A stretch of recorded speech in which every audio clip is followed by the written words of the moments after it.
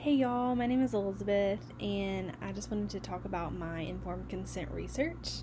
So I found an informed consent piece from Covenant Counseling and Education Center. So this is a pretty large organization in Alabama, where I'm from, in the area that I'm from, and I wanted to go and check theirs out because I wanted to see, what it looked like, and it was definitely an area that was or excuse me is an informed consent that breaks down word for word and topic by topic of what the ACA Code of Ethics lays out for informed consent, which that includes the purpose, the goal, the technology, the proceedings, the limitations, the benefits, the fees, cancellation, confidentiality, and much more. So according to which I didn't even realize, but Alabama has not adopted the ACA Code of Ethics, which I don't know if you know, Professor, why or what that means. I haven't done a ton of research. So Alabama has, as in all states, have their own code of ethics, but we have not, fully adopted them. And so what it talks about, it has a whole section of clients' rights and informed consent, and it specifically says in its first paragraph, very similar words, the ACA Code of Ethics. It just talks about needing those, to fully inform the client of, the purpose, goals, techniques, procedures, limitations, risk, benefits, disclosures. They have the right to expect confidentiality and to be provided with an explanation of its limitations, such as if you're working with supervisors or consultants. And it seems like Alabama has just kind of summarized all of that, whereas the ACA Code of Ethics has broken out informed consent in many ways. So that's kind of one or two areas that I saw were different.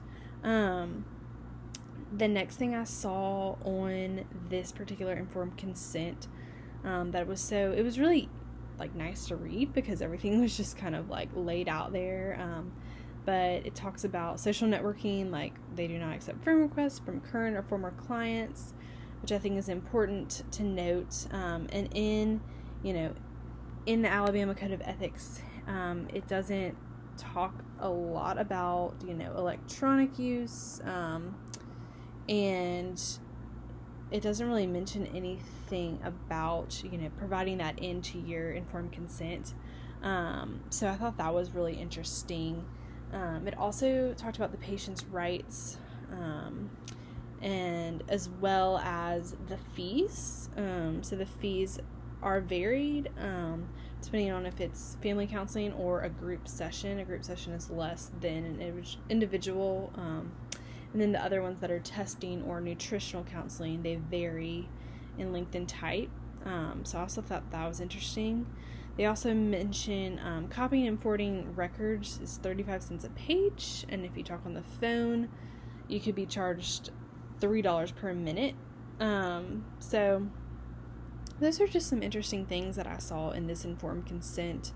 I was very impressed with it, and I feel like if I ever open up my own practice, that I would want to kind of base it off what this looks like, because it's very easy to read, and I think that's important for the clients, especially if they're under duress and just may not be understanding or haven't gone to counseling before, but really lay it out and abide by these code of ethics for both Alabama and for the ACA Code of Ethics.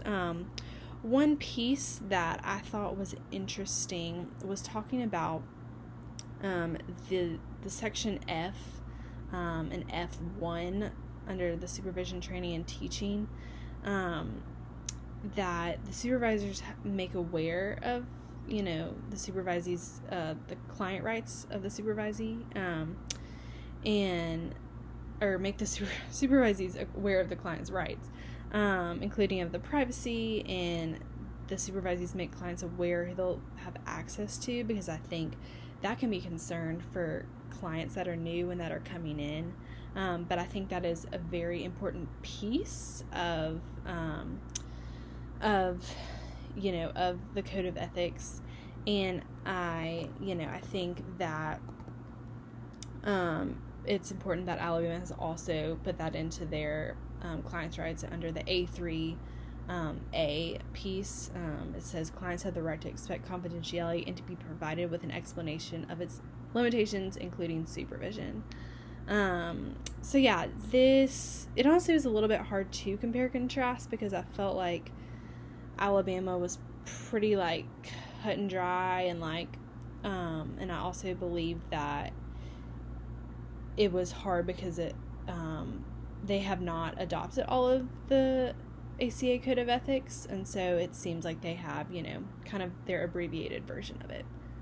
So thank you, and I look forward to hearing back about my video.